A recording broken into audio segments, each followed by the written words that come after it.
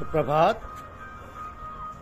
ईश्वर को ईश्वर से ईश्वर के लिए पाओ, यह हमारी आज की आध्यात्मिक चर्चा का विषय। ईश्वर से ईश्वर को ईश्वर के लिए पाओ। ईश्वर साक्षात गुरुदेव जी के रूप में सगुण रूप से विराजमान है।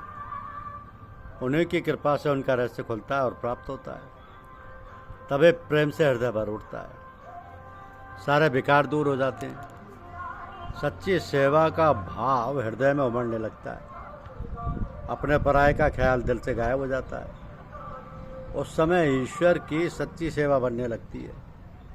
सारी मखलूक उसी की है, वही मखलूक के रूप में है। मखलूक की सेवा उसी की सेवा है, उसके बंदों की। तब भक्त का आनंद सेवा में ही रहता है। ज्ञान, भक्ति और सेवा एक सुंदर दिव्य चक्र बनाते हैं। ये एक दूसरे पर निर्भर हैं। जब ये पूर्ण अवस्था को प्राप्त होते हैं, उसका विचार नहीं रह जाता है कि उसको क्या कहें। सुबह की पूजा के बाद आप समझाते हैं कि जो ईश्वर को ईश्वर की दृष्टि से देखता है, अपनी दृष्टि से नहीं, महेश रूप होकर ईश्वर उसका संहार करते हैं। जो देवताओं को देवताओं की दृष्टि से देखता है, उसे देवता अपना लादू पशु बनाते हैं। जो गुरुदेव को गुरु की दृष्टि से देखता है, अपनी दृष्टि से नहीं देखता, गुरु उसकी सारी कमाई काल रूप होकर हर लेते हैं और कोरा कर देते हैं। तो गुरुदेव को गुरु की नज़र से देखने में धोखा है। उन्हें अपनी नज़र से देखो, उनको ईश्वर की समीपता का द्वार समझो। उनका सम्मान ईश्वर के समान बेशक करो, पर उन्हें ईश्वर ना समझो। ऐसी बात देवता तथा ईश्वर के विषय में भी है। ईश्वर, आत्मा और जीव एक ही बात है, अपने अपने स्थान पर भिन्न भिन्न नाम से कहे जाते हैं। यह विषय वाणी से प्रकट करने में भय है, केवल अनुभव गम्य है। 14 अवतार ईश्वर के हैं, सब आत्मा का तेज दिखाने को प्रकट हुए हैं। हजरत जी ने तो बंदगी यानी आत्मसमरण का पाठ सिखाया। मनुष्य शरीर में ईश्वर की बंदगी वाजिब है। जो मनुष्य शरीर में है, उन्हें कुछ क्षण के लिए अवश्य इंसानी हालत में आना पड़ता है, नहीं तो ठहर नहीं सकते। हर अवतार के 4 यार हैं। 2 की बाहरी और 2 की भीतरी शिक्षा केवल साथ रहने से हो जाती है। एक अलौकिक वाणी थी, ईश्वर से प्रेम का डर करे, ना कि भय का डर। जो ईश्वर को ईश्वर की दृष्टि से पूछता है, उसको ईश्वर रुद्र रूप से रुलाते हैं। जो गुरुदेव को गुरु की दृष्टि से पूछता है, उसको गुरुदेव काल रूप होकर उसकी कमाई हड़प कर लेते हैं। गैरियत का पर्दा उठ जाना चाहिए, परंतु व्यवहार वैसा ही हो जैसा गुरु भाव से होता है। गुरुदेव की इज्जत बेशक ईश्वर के समान करे, परंतु उसको ईश्वर न जाने, नहीं तो मूर्ति पूजन हो जाएगा। श्री गुरुदेव के द्वारा ईश्वर की प्राप्ति होती है, इसलिए उनसे प्रेम करे, ईश्वर से प्रेम हो जाएगा। गुरु में निरंतर लीन होने से ईश्वर में आप ही आप साधक लीन हो जाएगा। जो लोग अपनी निंदा करने वाले के वचन से दुखी ना होकर प्रभु के ध्यान में आनंद मनाते हैं, वो स्वयं सुखी होते ही हैं और वो उसको भी हरि सम्मुख करते हैं। ये मार्ग क्यों ना चले जिसमें अपना और दूसरों का कल्याण हो। भक्तजनों का तो यही कार्य है। वो यत्न करते हैं कि अधिक से अधिक प्राणी प्रभु के भक्त बने।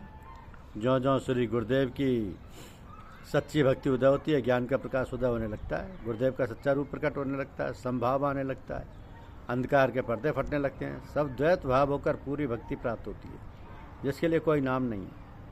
यह दशा केवल अनुभव की जाती है। अनुभव करने वालों को यह पता लगने से रहा कि मैं क्या अनुभव कर रहा हूँ। हाँ, परमानंद की प्राप्ति की यह परम भूमिका है। एक भक्त जी की चिट्ठी आई है। आपने फरमाया कि तपोभूमि में वास किए बिना काम नहीं चलता है। ये शरीर ही भूमि है, ये नित्य प्रेम की अग्नि से जलती रहे, हृदय में प्रेम की पीड़ा बनी रहे। दूसरों को मालूम ना होने पाए, भीतर की मोहब्बत औरों पर खुल गई तो बात 2 कौड़ी की हो गई। ईश्वर के मार्ग में बड़ी सावधानी से चले। जब तक गुरुदेव की आज्ञा ना हो, अपने को जाहिर ना करे। अगर बीच में कोई जाहिर हो गया तो ठीक मार्ग पर आना कठिन है। ईश्वर अपनी दया कृपा से संभाल करे तो बचत होगी, नहीं तो नहीं। दुनिया में मेल मिलाप करते नाम कमाना और ईश्वर की भक्ति पाना दोनों एक साथ मुश्किल बातें हैं। हम खुदा ख्वाही व हम दुनिया दू, एक ख्याल अस्तो मुहाल अस्तो जनू। जिस इंसा को सगे दुनिया न पाया, फरिश्ता उसका हम पाया न पाया। तो दरवेशी, पर्दापोशी, व आज खुद फरमोशी, जनाब हजरत साहब ने तो नेरा से वापस आए और अपने 4 यारों से पूछा, मेरे पीछे खल्क खुदा के साथ कैसा बर्ताव करोगे? तो एक ने अर्ज किया कि सखावत व करम करूँगा। दूसरे ने अर्ज किया अदब व इंसाफ करूँगा। तीसरे ने अर्ज किया कि शरीयत को फैलाऊँगा। चौथे ने कहा पर्दापोशी करूँगा। आप इनसे बड़े खुश हुए। आपने पीछे इन्हीं को जानसी बना गए। अपने पीछे फरमाया, खुदा खुद पर्दापोश है, हमें तुम्हें क्या अधिकार है कि बंदगान खुदा का पर्दाफाश करें? हमें तुम्हें क्या अधिकार है? हया खुदा के सामने बनाए रहे। हया यही है कि बंदगान खुदा के ऐब खल्क के सामने ना खोले। ईश्वर कहता है मैं तो छिपाता हूँ, तुम्हें क्या हक है कि खोलो? दरवेशी सखुन दरवेशी और शय है। दरवेशी पर्दापोशी आज खुद फरामोशी है। दूसरों के ऐब खोलना गोया अपने ऐब खोलना है। ईश्वर को यह मंजूर नहीं। रजा के कूचे से कभी ना हटो। साधु व संत वही है जो दूसरों के पापों को छिपाता है और अपने आप को विसारता है।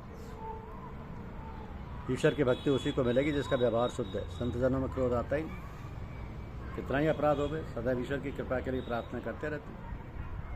हे प्रभु अपना रहम कर, इनकी भलाई कर, इनका सुधार हो, ये बेचारे नहीं जानते। एक समय की बात है कि एक जहाज़ पर एक राजा, उनके दरबारी और बहुत से विदूषक चढ़े थे। उसी में हज़रत इब्राहिम बिन अहमद भी बैठे थे। राजा के मन में आया कोई स्वांग देखूं। जरूरत हुई कि कोई बूढ़ा भद्दे रूप का मिले, उसी की हंसी उड़ाई जाए। ढूंढने पर उन्हीं महापुरुष को पाया। लोग समझे कि कोई जाहिल है, बस इन पर थप्पड़ें पड़ने लगी। हंसी और टट्टा उड़ने लगा। प्रभु से देखा न गया। आकाशवाणी हुई, कहो तो नाप को नष्ट कर दूं। संत ने कहा नहीं, मैं सहता हूँ, तू भी सह। फिर थोड़ी देर पीछे आवाज़ आई, अब नहीं सहा जाता, गारत करूँ? महात्मा जी बोले मैं सहता हूँ, तू सह नहीं पाता, सह ले। फिर आवाज़ आई। संत जी ने फिर वही कहा। फिर आवाज़ आई, अब नहीं रुक सकता। तब तो संत जी ने कहा यदि नहीं सह सकता तो उन्हें भी मुझ जैसा बना दे। बस फिर क्या था, सब दिव्य दृष्टि पा गए। उनके ज्ञान चक्षु खुल गए। शांत और निर्वाण का आनंद पाने लगे। सभी संत हो गए। तो सहने, क्षमा करने, विश्व का उपकार करने की शक्ति संत जन में ही होती है। यदि वे क्रोध करें तो दुनिया जलकर खाक हो जाए। वही दुनिया को संभालते हैं, वही पालन पोषण करते हैं। धन्यवाद। यूट्यूब चैनल को लाइक और सब्सक्राइब अवश्य कीजिए। शुक्रिया।